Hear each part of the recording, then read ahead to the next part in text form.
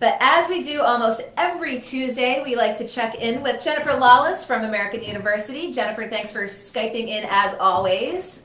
I'm always happy to do it. So what's the word from inside the Beltway? We always like to go over our topics ahead of time, but all eyes on Gorsuch right now and what's going to happen in the Senate. Obviously tossed out a couple of potential scenarios here. Democratic filibuster, Mitch McConnell changing the rules. What's going to happen? I think everybody is kind of worried about what's going to happen in the next 48 hours because if it turns out that Mitch McConnell invokes the nuclear option and gets rid of the filibuster, it's a very, very slippery slope, and he actually has the opportunity to do that for every piece of legislation.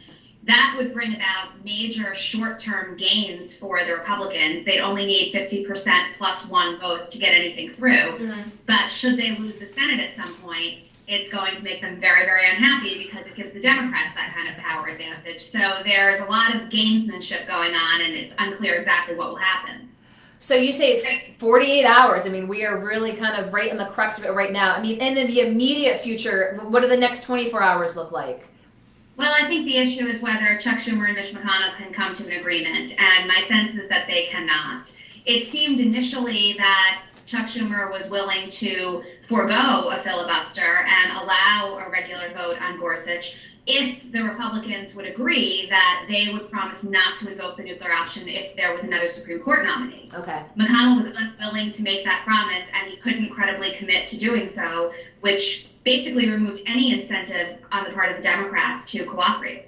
And you say, the implications for the Republicans, of course, if they lose control, I mean, you're on the Democratic side of things. You talk with folks on both sides of the aisle. Is it just the gamble that they're willing to take at this point? That's really what's unknown. I mean, there's no question that over the course of the next 2 years, and certainly up until the 2018 elections, it would make the Republicans' lives a lot easier if they didn't have to deal with Democrats as thorns in their side in the Senate. The problem is, if you go down this path, you're actually cultivating ill will on the part of the Democrats. Mm-hmm. And we know that ultimately they will at some point take back the chamber. There's also a very good chance that they'll win back the House in 2018. And although these are two separate chambers of Congress, both are required to get legislation through. And the House Democrats would have no incentive to cooperate with the Republicans either. So all eyes on that with the Gorsuch situation heating up in the Senate. One of the other things I wanted to talk with you about as well, the revamped healthcare reform proposals, potential kind of where they're going back, especially with the more conservative side of the Republican Party. What have we been hearing? We've sort of been getting some bits and pieces. What does it look like for next steps on the healthcare reform side of things? Well, there's the substantive issue and then there are procedural issues. Initially, it seemed like it might be that the bill would come to a vote, at least in the House, by Thursday. Now it seems like that's very, very unlikely. The main issue here is to what extent can Trump care appeal to conservative Republicans without peeling away support from moderates? Mm-hmm. And that seems to be the main goal on the part of the Republicans in the White House. A major issue substantively, though, has to do with pre-existing conditions. Yep. And, premiums, if we go with the new bill, premiums for those people will become so high that it may as well be that they don't have coverage in the first place. And it's very unlikely that any moderate Republican is going to support that. So you said you thought that as early as Thursday in the House, but not going to happen now. So are they just, again, going back, not to the drawing board, so to speak, but just trying to come to some more consensus, as you said, to build that coalition of support? What do you expect the time frame to be? Probably, from what I heard today, probably May. The White House and the House Republicans do not have the luxury of failing to pass the next bill that they put up. So we can't have a redo of what we saw a couple of weeks ago where a bill is about to be voted on, doesn't have enough Republican support, and so it's pulled.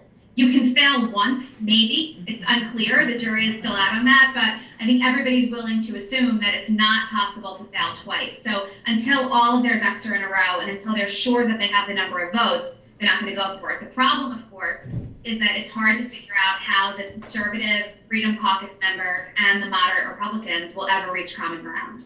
And so it's interesting, you talk about the need to not have a second failure, if you will, on the part of the Trump administration. But would it not have seemed a little rushed to have thought that maybe something would have come before the House as of Thursday this week? Are you surprised at the speed of which sort of Part 2 came around, and as you say, looking at May now? So what do you think is it just, again, the push by folks and from the Trump administration to try to get that win, but realizing that if it's not in their grasp, they will have to wait? I think so. And what we've seen from the Trump administration from day one is an unwillingness to understand that the legislative process is a little bit slow and sticky.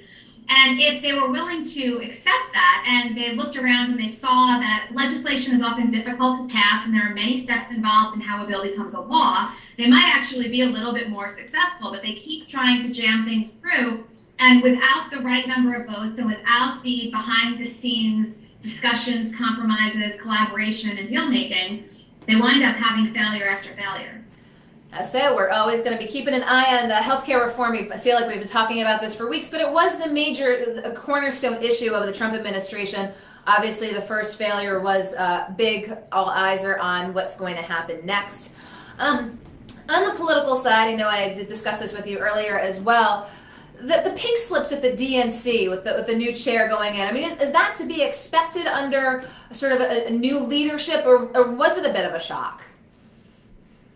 I think it's to be expected under the new leadership. And even if traditionally the turnover is a little bit less than what we've seen, this really can't be considered a surprise given that there were so many allegations of scandal and corruption and unfair play at the DNC leading up to the convention and throughout the primary race between Clinton and Sanders. So it makes a lot of sense that there's turnover. It's a way to suggest not only that the party is turning a new leaf internally, but also that they took very seriously the results of the 2016 election, and they want to have some fresh faces and new blood to figure out a broad communication strategy. So how quickly can that happen? I mean, administrations change over fairly quickly. Do you have contacts at the DNC? I mean, how many folks are we talking here in terms of when you talk about turnover at an institution such as the DNC? I don't know the raw numbers, but the thing that's a little bit different for the transition at the DNC than the Trump administration is almost all of the new people coming in are very politically connected, and they've worked on campaigns. They just haven't been at the DNC. And so it's not going to be like starting from scratch. The learning curve is going to be far less steep for them. Chairman Tom Perez is going to be in Rhode Island this week. I know that we've just been getting some communications from the Rhode Island party. What do you think his message is coming into Rhode Island, after the election cycle? What have you been hearing from him around the country, and what do you think Rhode Islanders can expect to hear when he comes in this week? Well, I think the most important thing that he can do in solid blue states like Rhode Island is to communicate that he's able to make a lot of other states that blue as well. He talked about a county by county strategy. He basically wants every single state to have multiple counties in play for the Democrats. And I think it's important when you've got states like Rhode Island or Massachusetts, other solidly blue states that seem like they're consistently working hard to elect Democrats and they feel like they're not winning. So it's important for him to demonstrate that there will be momentum, that 2018 could be a turn in the tide, at least on the House side, and that it's still vital for party activists and voters on the Democratic side of the aisle to turn out and be just as enthusiastic, even though they took a hit this time around. Key points, we'll see what that speech is when he comes into town again this week. One of the things I didn't have on our list of things to talk about, but kind of wanted to run by you, the Rhode Island landscape, Senator Whitehouse in cycle, indications from State Representative Bobby Nardolillo on the Republican side that he is looking to run. Justice Bob Flanders said that he is putting together an exploratory committee. Do you expect, Flanders hasn't said definitively if he's going to run, but what do you expect from a race against Whitehouse here in Rhode Island? Nothing. I think Sheldon Whitehouse will take it seriously, like most incumbents. He'll run scared and he'll engage the opposition and the competition, but I can find no scenario in my mind by which he would lose or it would even be a close contest. He's not only done an excellent job representing Democrats in Rhode Island, but he's also really developed quite a degree of stature on the Hill. And I don't think that Rhode Island voters, the overwhelming majority of whom are independents and Democrats, are going to sacrifice that and the record that he's accumulated. You know, it's interesting. We are looking ahead at 18, but as you know, we've got a special election here coming up this summer for Teresa Paiva-Weed's seat for her stepping down to go to the Hospital Association of Rhode Island. And we've seen a number of candidates put their names in: David Allard, John Flores, Don Ewer. And, you know, there was a question as to what the time frame would be, and it's in the summertime. You know, how difficult is that when there's a special election to be so protracted? Is it just going to be a lot of, like any election, just roll up your sleeves and all the legwork associated with it? You know, I don't know how closely you're following that district or that race. You know, again, these are 3 Democrats all vying for Teresa Paiva-Weed's seat down there. You know, what would you say are the things to watch for if you're the average person up here? Again, we do have a new Senate president. This is for District 13 down in Newport. But how do special elections, from your kind of scholarly viewpoint, how do they differ from the general one? Is it because more eyes are on them? Well, actually, although more eyes might be on them, turnout is often less, especially when it's not linked to a major issue. So, you know, today there's a special election in, today there's a special, I want the baby, roll the baby out. Today there's a special election in California in the 34th Congressional District, and there are 24 candidates. So everybody's watching that because it's an interesting seat, and it's also seen as a litmus test kind of as to whether the Democrats are going to be able to garner the kind of support and turnout that would be required to take back the House. A special election for a state legislative district over the summer in a beach state is one where I would expect turnout to be very, very low.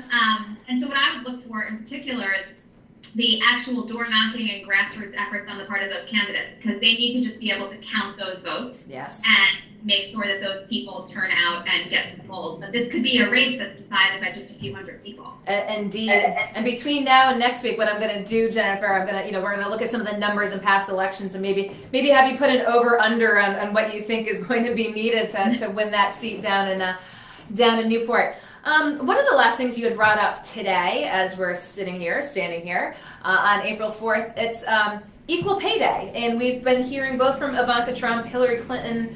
How does that resonate down inside the Beltway, and you know, especially again from the daughter of the president and the daughter of the former first lady and candidate? So you know, 2 of the sort of next generation embracing this issue. What's the dialogue down there surrounding this issue?